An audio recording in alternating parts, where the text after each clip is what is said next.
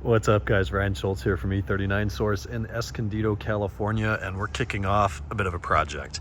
This is an anthracite metallic 2000 BMW E39 M5 delivered to us by its new owner not too long ago, and this is as it arrived. We're doing a quite thorough restoration on this car, and it's going to look extremely different by the end of this video. So I wanted to be sure to get some initial clips in here, kind of document the original arrival condition, what this car looks like and what it is. Mentioned 2000 anthracite. We've got a sport interior, the extended leather, not complete leather. This is the 05 SW black sport interior in remarkably good condition. This is a pretty low mileage car. We're reading 75,058 miles. We've got some aftermarket hardware here. The Titan trim, some aftermarket cup holders. We have sunshades, no folding seats, no Alcantara, and quite a nice bubble back there from failing material. So we're going to be dealing with paint and body, mechanical and cosmetic items in addition to interior trims, and we will certainly be addressing that headliner. This car has headers and I believe a complete exhaust system. It's already been through our multi-point inspection, and we've worked with the new owner to develop a service plan unique to this car to meet all of his objectives with the vehicle, and I know he's going to be very excited to get this car back and see what it's going to transform into. So without further ado, we're going to get this car back in the shop, start a little bit here today. We're going to lay all the parts out and get a look at that. Talk about satisfaction, just to be able to see exactly what we're going to put into this and totally transform this M5.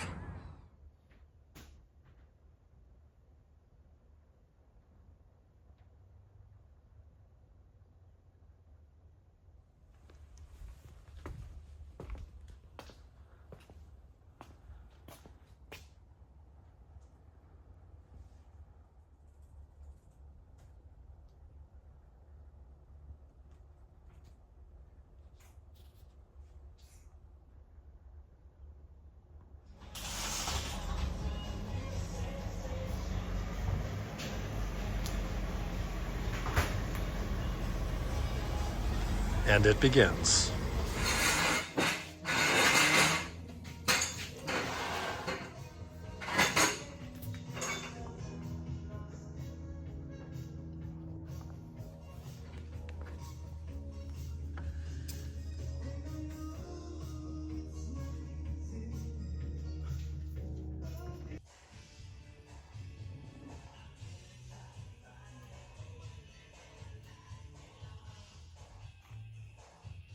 Got some old parts.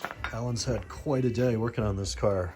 All front end, front fender liners, struts, wheel bearings, rotors, fuel filter, brake hoses.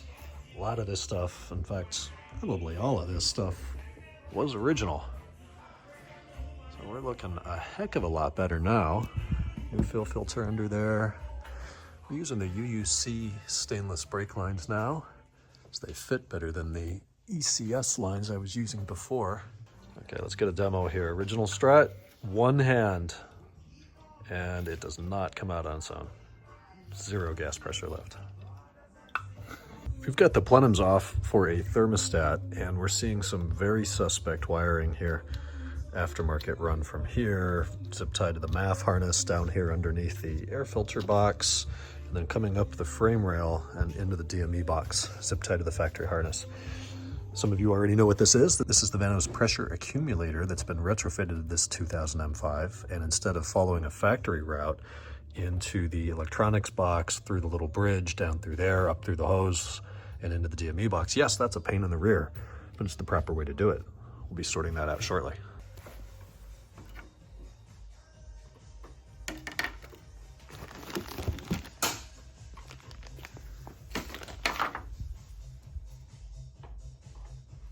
It was rear axle day the other day. We've got a very satisfying collection of old parts here. Very thorough. All the old brakes. We've got the old struts, blown unsurprisingly. H-arms and wear and tear on these inner bushings in the front, as most M5s do. All four rear upper arms. And a bunch of driveline components as well. Differential bushings, exhaust mounts, wheel speed sensors falling apart. Old shifter cup and shifter. Of course, all the carrier bushings. Fender liner, ball joints. Get a look at this new stuff. Nice and pretty now. UUC hoses, cleaner subframe, CB joint, center support bearing, flex disc, unicord egg there in the front.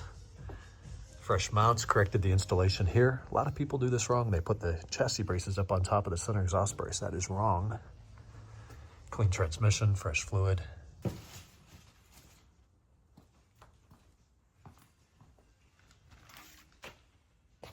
It's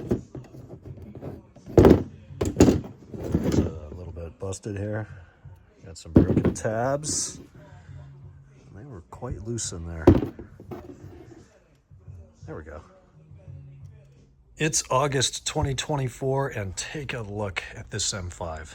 This 2000 M5 has gotten almost every service that we offer here at E39Source, and it is a completely transformed car. I had hoped to be able to do kind of a full restoration, walk you guys through the process, show some of the mechanical paint and body and refinishing and detrimming and retrimming work that we've done here, and unfortunately my schedule just does not allow for that. My hands are completely full keeping things moving and working with customers to determine their service plans, coordinating pickups and drop-offs, and managing our technicians here. So unfortunately I don't have that type of a video for you, but I can't let this car be picked up tomorrow without a couple of clips here at the end just showing how this thing came out. So the owner flew across the United States today from his home in the Midwest, and we'll be meeting with him tomorrow morning to facilitate that pickup. And we just could not be happier with how this has come out. So usually when I do kind of these service and review videos, I'll hold the invoice and I'll go through it. Well, his invoice is 31 pages. And unless you have a couple of days here, I don't think we're gonna be able to get through all of that. So you name it, we've done it. Look at these refinished wheels. Beautifully black tires, nice and clean. We did the facelift headlights. It's got kidney grills, a hood roundel. Our friends at Elite Finish, if you can't tell, totally went through this car, did the full paint correction process, followed that up with a ceramic coating. And that was such a tremendous impact in and of itself. Just seeing the paint on this thing, it looks wet. Looks like it was just painted and it's not dry yet. We did these quarter window rear seals like I did in my 540. All of these are starting to crack out now, so nice, soft, supple rubber there that's not full of cracks and missing pieces. These lower shadow line trims were bent, so they've been replaced. No one knows how to remove those properly. And then, of course, with the paint correction, they go through and polish all of this up, so it looks about 9.5 tenths as good as new. This side mirror was repainted. They got that color match spot on. We've got new fender liners on this car, brakes, complete suspension, shock struts, control arms, stabilizer links, integral links, ball joints. I mean, you name it. It's a new suspension. This car rides, drives, feels, and sounds, and now looks like a brand new car, like it did 25 years ago. It's got 75,000 miles on it. Take a peek on the interior now. We've replaced the inoperable quarter window shades. Look at that. Nice and tight, full retraction. Some fresh door sills on this car. Nice clean black floor mats. If you recall, this one didn't have Alcantara in it. So we took everything out, all the pillars, all the trims, obviously the headliner, parcel shelf, all of that is genuine Alcantara that would perfectly match the original if we had an original piece to sample it against. What a huge impact that actually makes. It really makes the car feel significantly more premium and luxurious. We're gonna pan down, see a beautiful, brand new, untouched with human hands E39 M5 steering wheel, facelift version of course, with the new airbag in there as well. Widescreen navigation, Mark IV computer, fresh shift knob and boot, new e-brake handle. Look at what that new leather looks like. It's all matte, it's like plump. It's not shiny like leather tends to get over time. Center console tray, handle, cubby, all the way up there as well. He's got some wireless charging under that. And as I believe I mentioned in the intake clip, this was the 05 SW, so the extended leather, not full leather. People get that wrong all the time. Extended leather is the base version of what came in the M5. And they call it extended leather because compared to the standard 5 Series, your 530, 28, 25, and 40, we get leather handles here on all 4 doors. We got a complete stitched leather center console and armrest. Now your full leather cars, of course, added the upper and lower dashboard, lower B-pillar trims, steering column, and the top and bottom of the door panels. I wish I was able to record some of this car when it was on the lift, but with all new undercarriage plastics, the trays and pans, everything under there, it looks just as good and fresh and cleaned underneath as it does here on the exterior. Get a peek at the driver's area here. We didn't have to do much with these door panels. This car came here in really excellent condition, at least in terms of the things that are hard to replace. We're leaving the plastic on this now. It seems that the customers have more fun peeling that off than I do.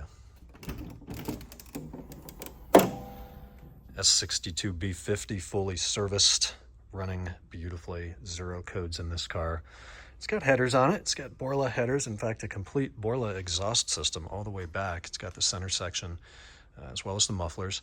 It's a very different sound. With a single wall headers, you really hear a lot of the air whooshing sound as you get on the throttle a little bit, particularly around 3,000 RPM. It does noticeably increase your high-end power, so call it 45 to 5,000 RPM and higher.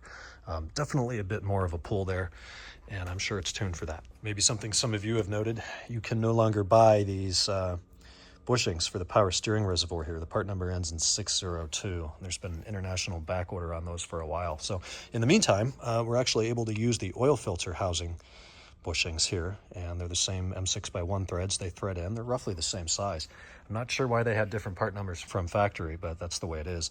The only negative is those are like 40 bucks a piece, and these were closer to 10. Another thing that goes a long way here is all this impact molding trim.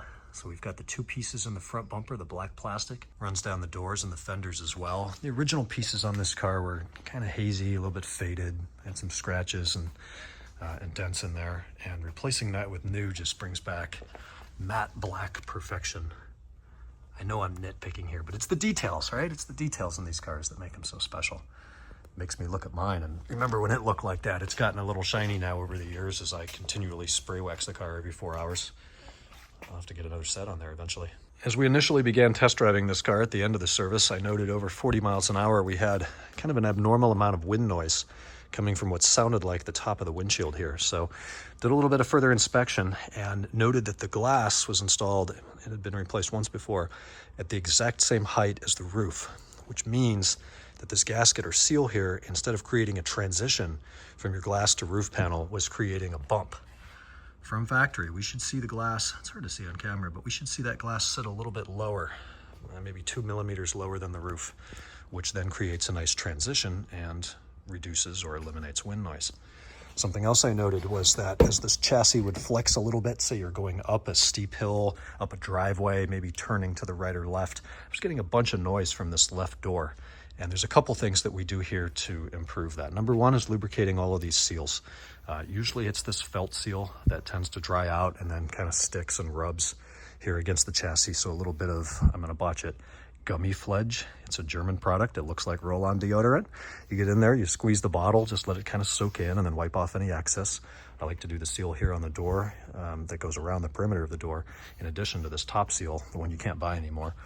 And while you're at it, if these things aren't new, which of course they are on this car, these were torn, you can do those as well. That didn't make a difference for us. The problem is actually becoming more and more common. We're starting to do this more and more. These latches here and the striker plates are wearing and developing some play, which creates noise over bumps or road transitions. So this is fairly straightforward and cost-effective to replace. And if you're able to look at your stud here, it's all chewed up. If you can run your fingernail along it and feel a channel or a groove, that very well may be your problem. On the more expensive side, and that was the case on this car, is the latch.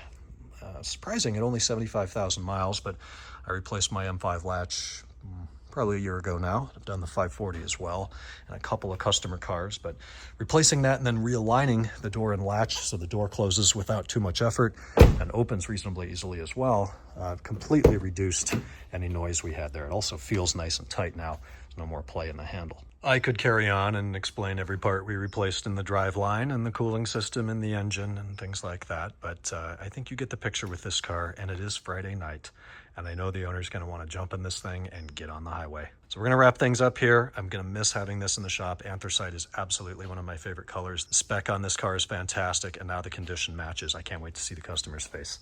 Absolutely beautiful 2000 Anthracite E39 M5. Thanks for watching this video. We've got plenty more to come. The shop is absolutely slammed. I've got another 7 or 8 cars outside, including a Sepang M5 that's about to get some rod bearings.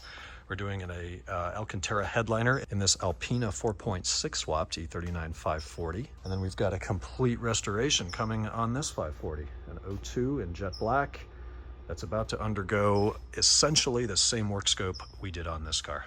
It's going to be pretty exciting. Thanks so much, guys, for watching this video. Please feel free to leave a comment down below or shoot me an email at ryan@e39source.com if you're interested in any of our restoration services, general maintenance type service, or manual transmission conversions. That's becoming more and more common in here. Talk to you in a future E39 Source video. Take care.